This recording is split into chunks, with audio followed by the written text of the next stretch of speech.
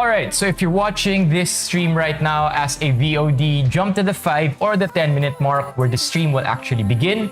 From now until then, mag-iintay lang tayo ng mga papasok sa stream. Okay? And don't mind this. I just came from the derma. I had the facial. Okay, 5-minute or 10-minute mark. Okay?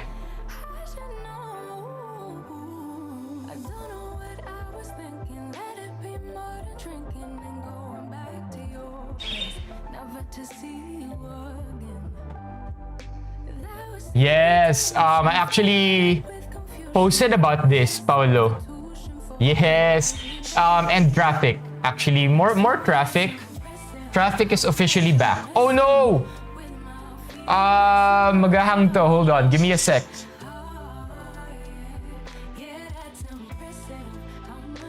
There, we should be okay. Yan, okay na. Yeah, I posted about it. And then traffic also. Give me a second. Share lang natin itong streams natin. Stopping a sneeze. I'm sorry, Paolo, kung kailan siguro ikaw naman yung maaga, ako naman ang na-late. Please forgive me.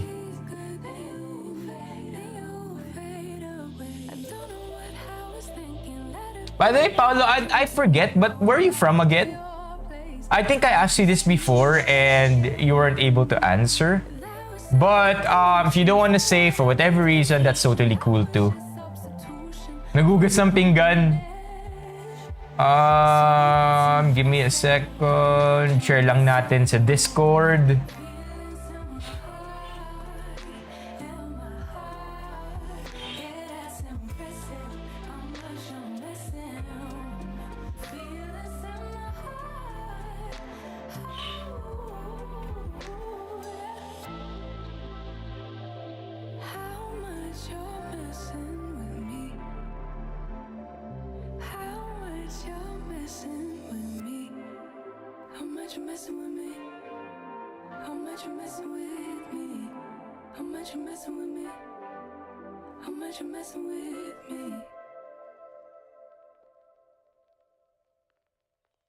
Sharing lang tayo.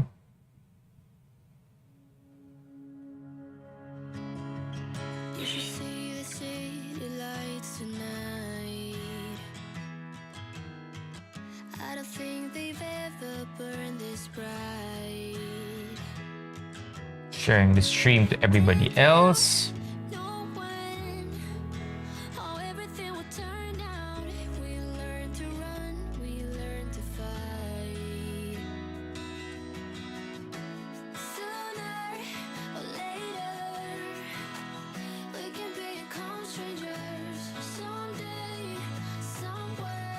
All right. Now time to go live on TikTok.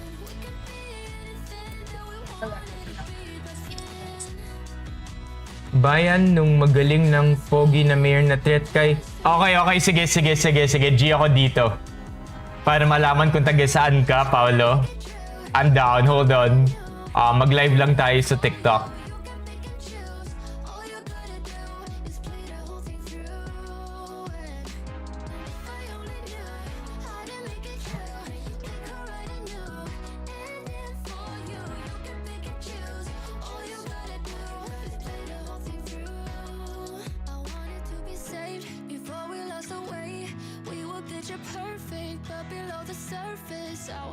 Yan, we're live now on TikTok also. Okay, so sabi ni Paolo... Wait, where is that? Sabi ni Paolo, bayan nung magaling na poging mayor na threat kay Sarah without an H, pero sayang di pa siya Okay, Pasig. Yeah. Ang alam ko 40 years old, di ba? Para mag-run for president. Let's Google that right now. Alam ko 40 years old to be vice or president. Age requirement for here. Google can hear me. at least 40 years of age on the day of election. How about Vice President? Yeah, 40 years old din. How old? Vico Soto. 33. Bata pa. Matagal-tagal pa to.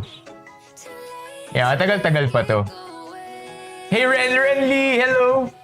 Nice seeing you. I'm sorry for being late today.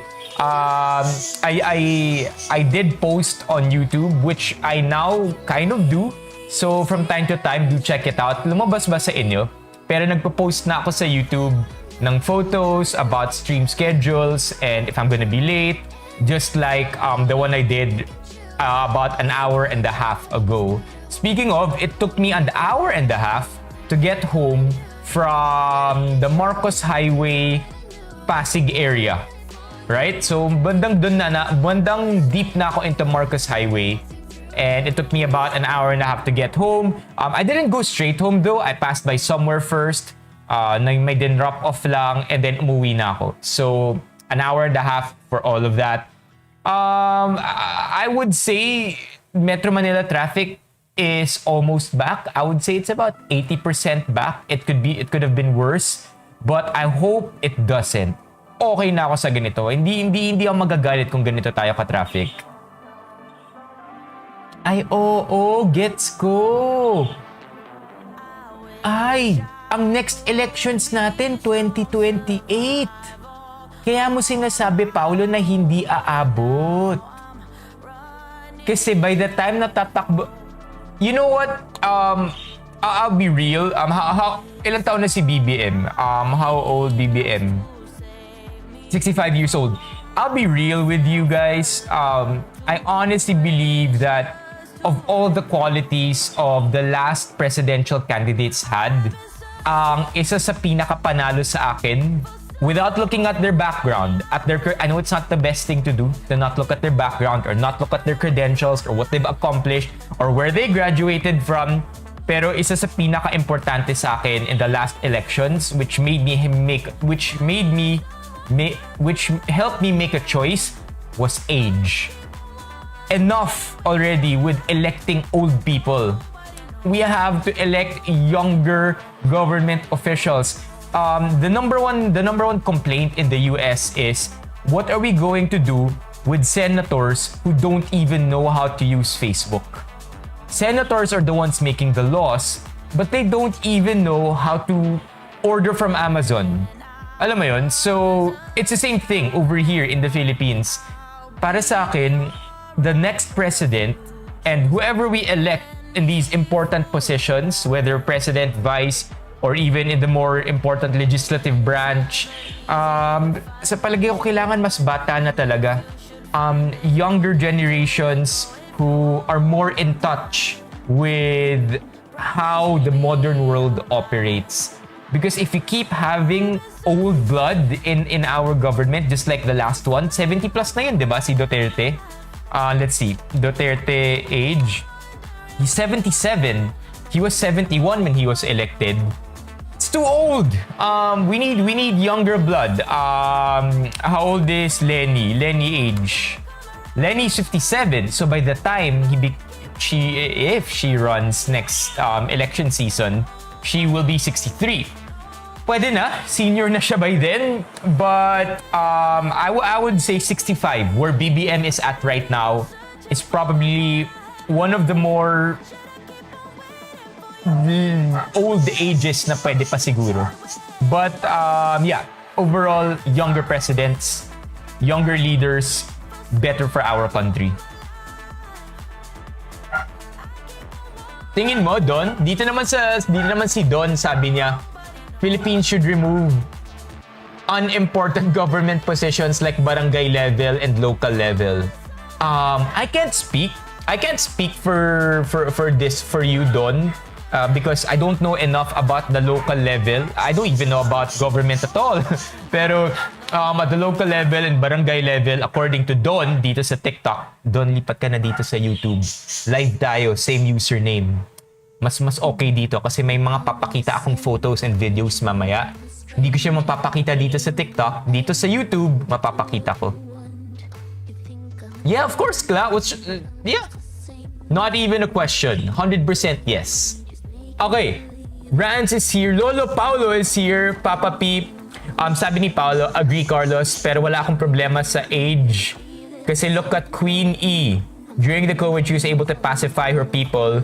Si Tatay Diggs, nag-press con parang tumaan ang dating. Yeah,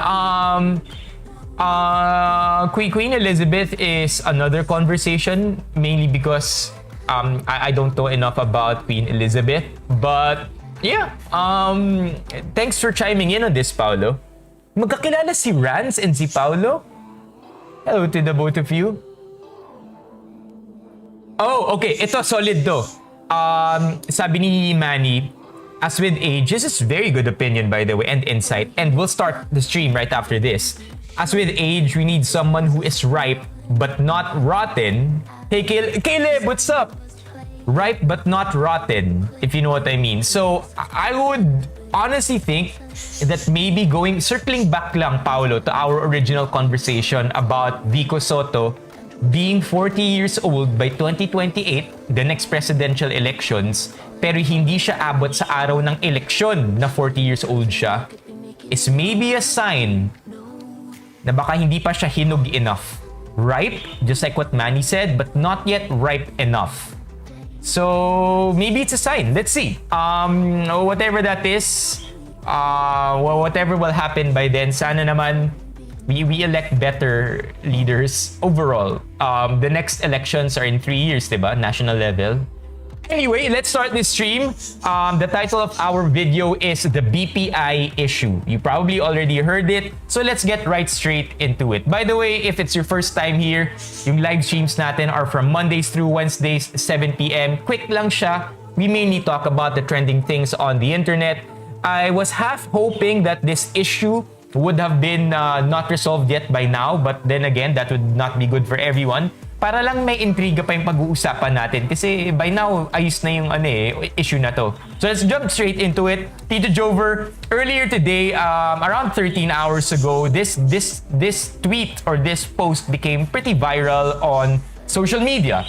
Sabi dito, if you have a BPI account, check your account right now. And then something about unauthorized transactions, losing almost 4K, another friend losing 17K. And technically, a lot of people ended up posting and everyone ended up complaining. But then we have people like this.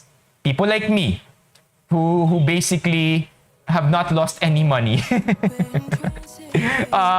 So more on that later on. And then BPI themselves acknowledge the issue. They say na yes, meron tayong ATM scam. Ano ang scam? Like deposits to like, yeah, what are scam? Scam deposits? Or these are automated machines? Yeah, cash acceptance machines.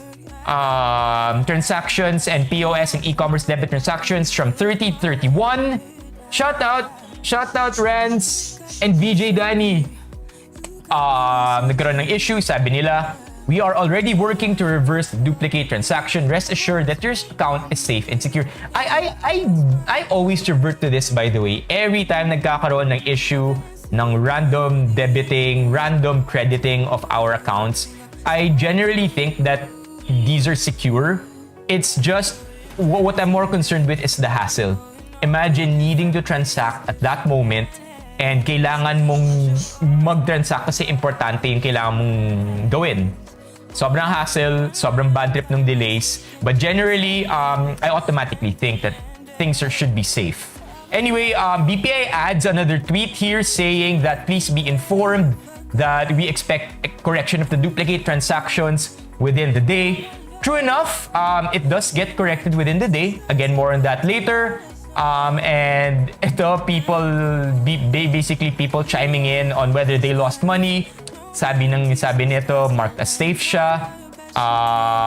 Hindi ko naman talaga napansin to, kaya pala hindi ako nakalogin kaninang umaga. So basically, it became viral on Twitter as well. And this tweet became just as viral, and I found it very cute and funny. So check out this tweet. We have your BPI users, right, on the left side, na nakikipag-away sa BPI kasi nga nagkagulo na ang lahat. And then, eto tayo. So press 1 if team walang ipon kayo at hindi kayo ng problema.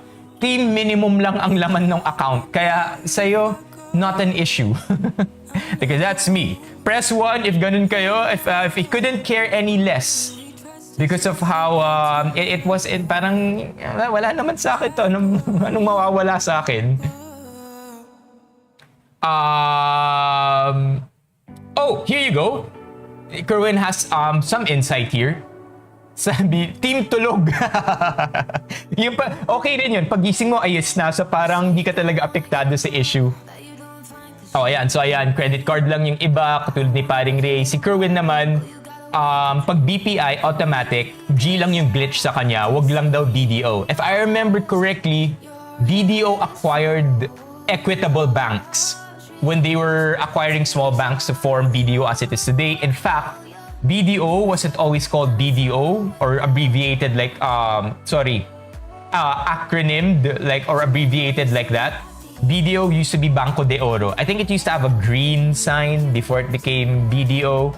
Anyway, going back to this meme, so dagdag na natin dito si ako na tulog. Ako na credit card lang ang meron ko sa BPI. Oh, si Don Ditz. Ilang beses na yan. Oh, taga BPI ka ba, Don Ditz?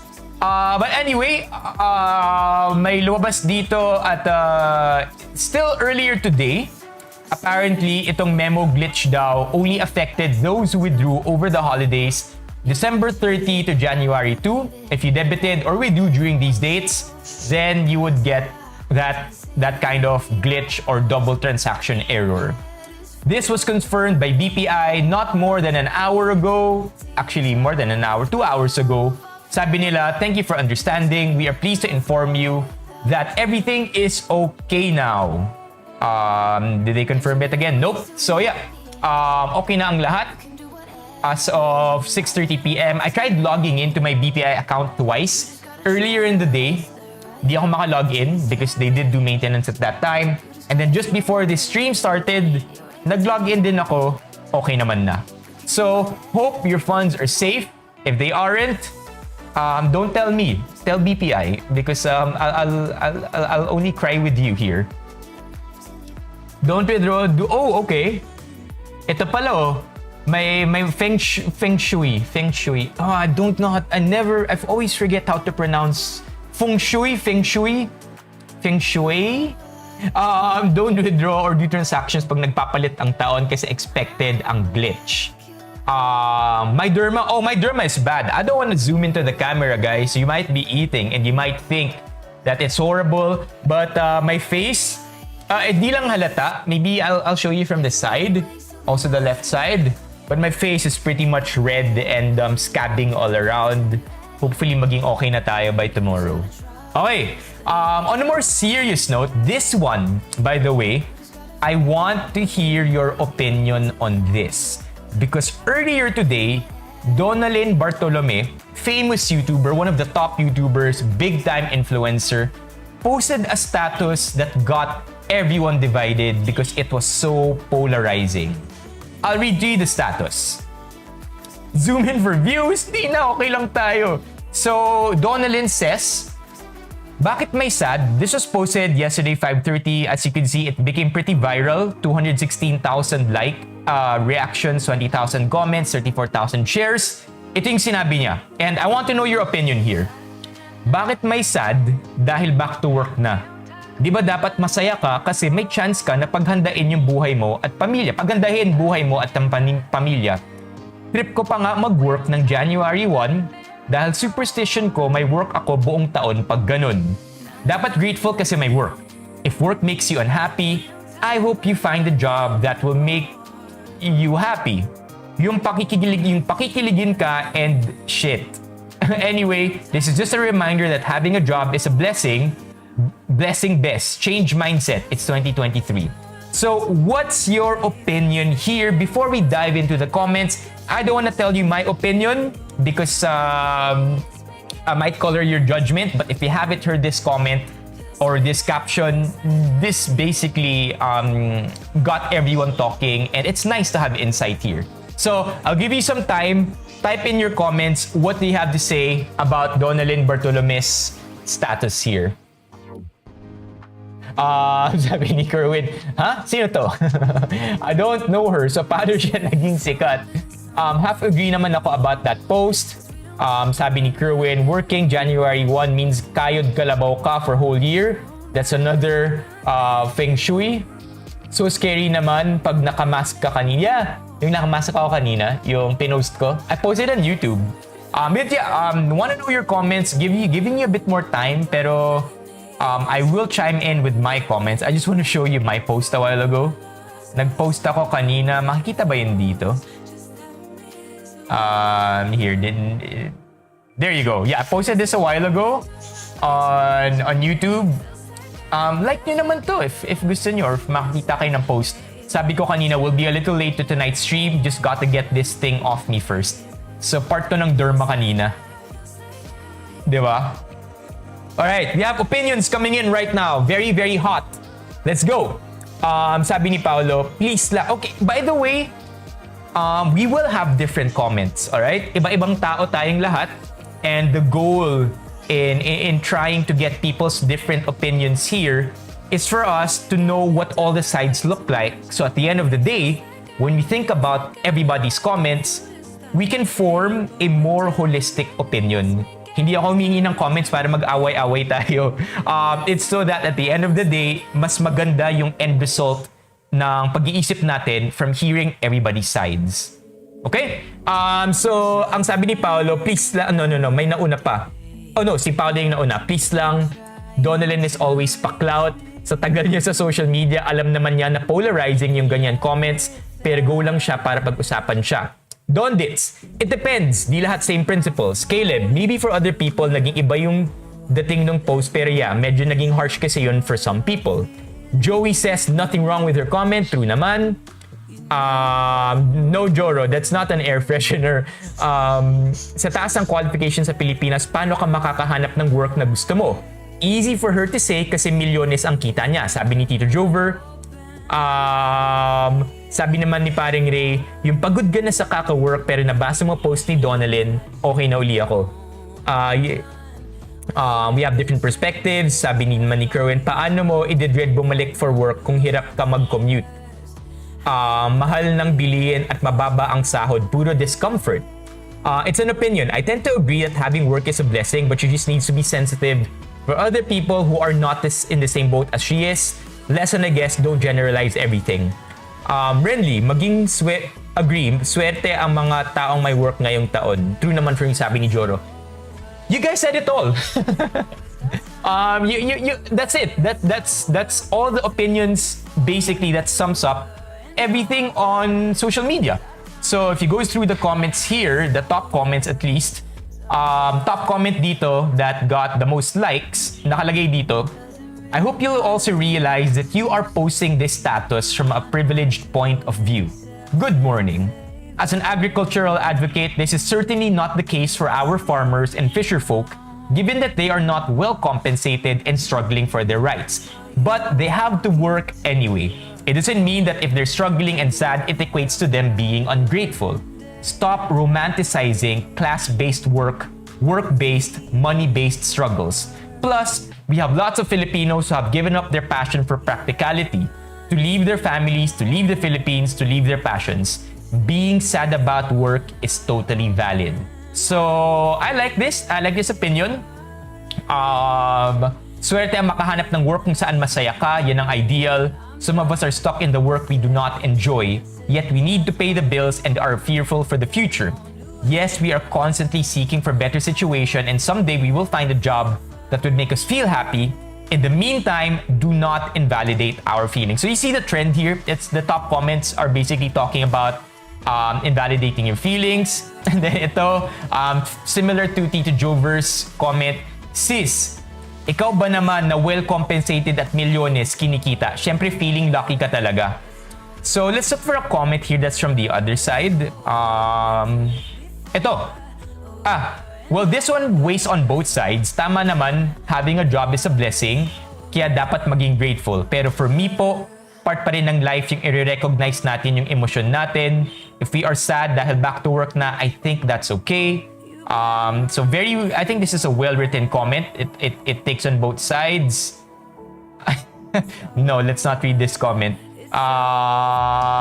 Let's not. Okay, this one. Similar din sa sinabi ni Kerwin.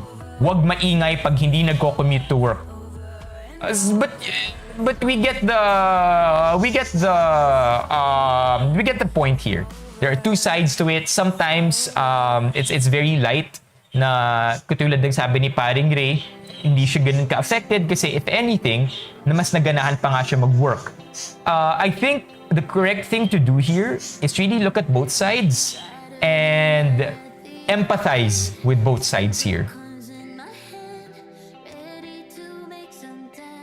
Oh, ito si Papa P natamaan. Sabi ni Papa P, Hey Chantal, I'm glad I have work to go back to, but I hate going back to it because I have to leave my family.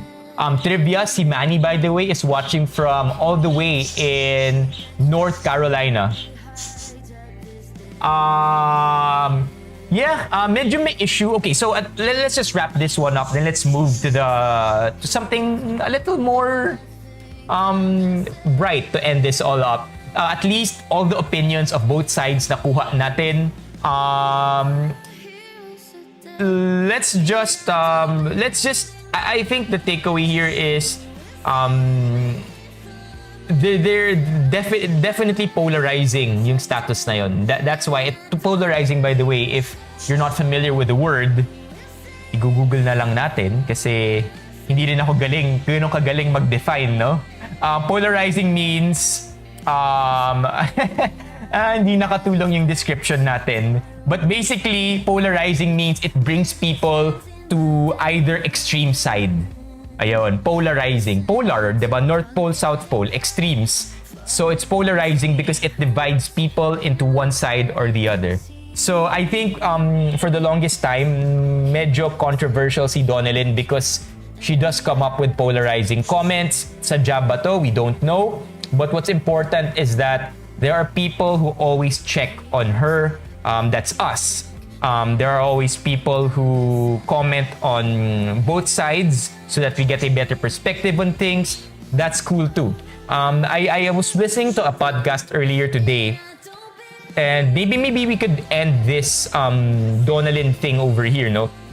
I heard this podcast earlier today, and ang tanong sa guest, what is your biggest takeaway from the Gen Z? You know, if there's anything to take away from Gen Z now, what is it? And sabi nung guest, I think that the Gen Z today are very in touch with their emotions. Lumaki tayo, I'm coming from the millennial generation, lumaki tayo basically doing what we were told to do without really questioning what we were supposed to do. Mga Gen Z ngayon, they will check you on everything. And that's totally fine because they're not programmed to just obey. They're now more in touch with their emotions, so now whenever they feel that there's something wrong, they speak up. Are they more sensitive? For sure, yeah. Is that wrong? No.